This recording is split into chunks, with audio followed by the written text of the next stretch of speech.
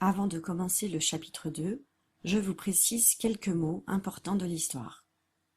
Sur cette image, vous verrez une dame habillée en noir avec des bottines. Bottines, ça veut dire que ce sont des petites bottes. Elle est assise sur un fauteuil roulant. Cela veut dire qu'elle ne peut pas marcher. On en voit souvent, soit c'est parce que les gens se sont cassés une jambe ou se sont fait opérer, soit c'est parce qu'ils sont définitivement handicapés et qu'ils ne peuvent plus marcher. Ici, on voit un homme, grand, mince, avec un costume écossais.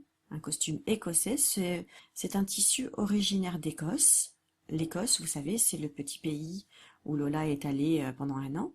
Ça se trouve au Royaume-Uni, juste à côté de l'Angleterre. Et les Écossais adorent mettre des tissus qui ont des carreaux. Donc là, on voit des carreaux rouges, roses. Et donc, comme ce sont des quadrillages, on parle de tissu écossais. On va parler de ces chaussures qui sont très bien cirées, ça veut dire qu'elles ont été très bien frottées, et on va dire qu'on peut presque se regarder dedans. Elles ont été tellement bien cirées, elles sont tellement brillantes que l'on pourrait se voir comme si c'était un miroir.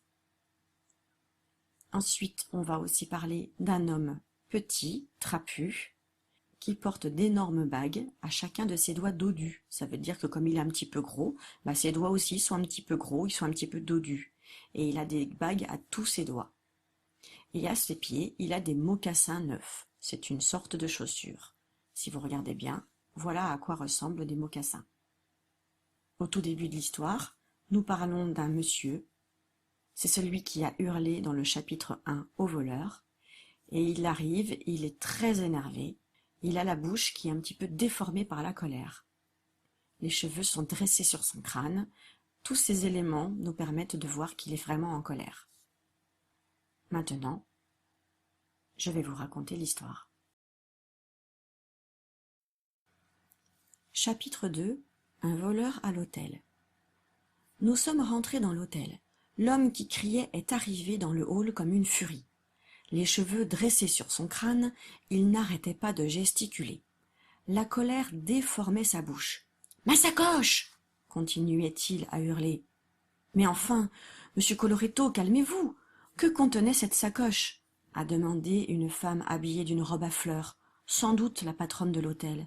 « Ce qu'elle contenait, mais des pierres précieuses. »« Des pierres précieuses? Mais pourquoi les avez-vous gardées dans votre chambre? Vous auriez dû les mettre au coffre, » a répondu la dame. « Mais je pensais que les clients de cet hôtel étaient honnêtes, » s'est exclamé l'homme. « Honnêtes !» a répété d'un air pincé une femme assise sur un fauteuil roulant. « C'est vite dit. Moi je me méfie. » Personne n'avait entendu arriver cette dame habillée en noir. Elle portait des bottines poussiéreuses et avait un air désagréable. « Un voleur chez nous !» a rétorqué la patronne vexée. « J'appelle la police, que personne ne sorte. » Deux autres clients sont apparus. Visiblement, ils avaient tout entendu. « Mais je dois aller au village, » a déclaré l'un d'eux, un homme grand et maigre. « J'ai un rendez-vous très important. » Ce client était habillé d'un élégant costume écossais. Ses chaussures venaient sans doute d'être cirées. On aurait pu se regarder dedans. « Moi aussi, j'ai un rendez-vous important. Je suis invité à un repas, » a ajouté un monsieur petit et trapu, portant d'énormes bagues à chacun de ses doigts dodus.